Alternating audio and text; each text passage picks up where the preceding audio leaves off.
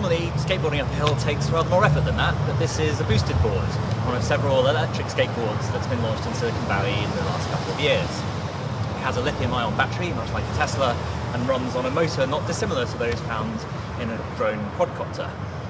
I have been using it to commute around San Francisco for the last week, and while it feels a little bit dangerous to use on the main roads, it's an awful lot of fun.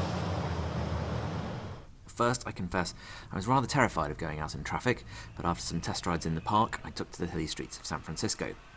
I haven't been on a skateboard since I was a teenager, but I managed to cover more than 40 miles without injury. The speed of the board is controlled using a Bluetooth remote with a simple dial to accelerate and brake. I was able to overtake cyclists going up hills, although too many inclines does drain the battery very quickly. In general, I found it lasted about an hour between charges. Rather than a regular skateboard, the boosted board is a long board, which is designed for cruising rather than tricks. That, and the fact that most of the people riding boosted boards around San Francisco are people that work in the tech industry, does give it a slightly geeky look. Several skateboarders shared their dislike of the boosted board in frank and largely unrepeatable terms. But if the boosted board looks geeky, the Onewheel, another electric skateboard, looks downright bizarre. Its short board surrounds a single large tyre, which also contains the electric motor and various sensors and gyroscopes to help with balancing.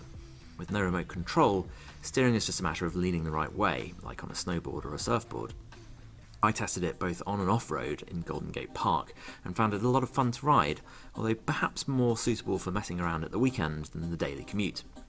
At $1,500 a piece, both of these electric skateboards feel like expensive ways to get from A to B. I'm not convinced that they can solve the problems of urban congestion, as boosted boards makers suggest, or even really improve on the humble bicycle as an efficient form of transport.